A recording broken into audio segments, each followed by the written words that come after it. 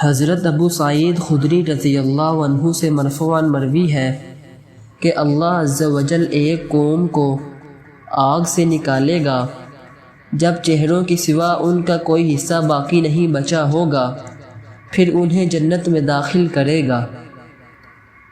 حضرت جابر بن عبداللہ رضی اللہ عنہ کہتے ہیں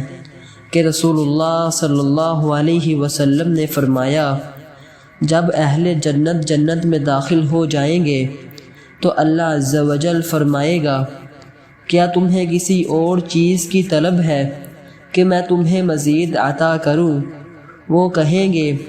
اے ہمارے رب، جو تو نے ہمیں دیا ہے اس سے بڑھ کر کیا ہوگا؟ اللہ تعالیٰ فرمائے گا، میری رضامندی سب سے بڑھ کر ہے۔ حضرت ابو ہریرہ رضی اللہ عنہ اور حضرت ابو سعید خدری رضی اللہ عنہ سے مروی ہے کہ انہوں نے کہا کہ رسول اللہ صلی اللہ علیہ وسلم نے مسجد کی دیوار پر کھنگار دیکھا تو ایک پتھر لے کر اسے کھرچ دیا، پھر فرمایا، جب تم میں سے کوئی شخص کھنگارے تو وہ اپنے سامنے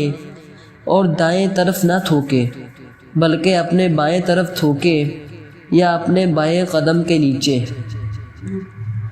حضرت ابو ہریرہ رضی اللہ عنہ سے مروی ہے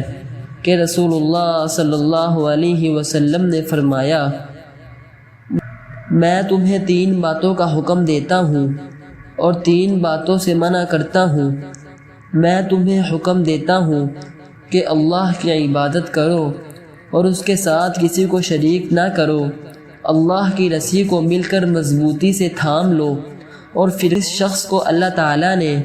تمہارے معاملات کا نگران بنایا ہے اس کی اطاعت کرو۔ اور میں تمہیں فضول گفتگو، کثرت سوال اور مال ضائع کرنے سے منع کرتا ہوں۔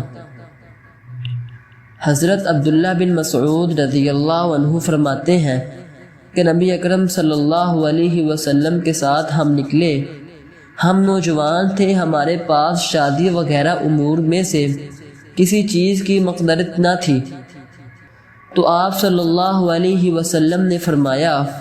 اے نوجوانوں کی جماعت، تمہارے اوپر نکاح لازم ہے، کیونکہ یہ نگاہ کو نیچی کرنے والا اور شرمگاہ کی حفاظت کرنے والا ہے، اور جو تم میں سے نکاح کی استطاعت نہ رکھتا ہو تو اس پر صوم کا اہتمام ضروری ہے، کیونکہ روزہ اس کے لیے ڈال ہے۔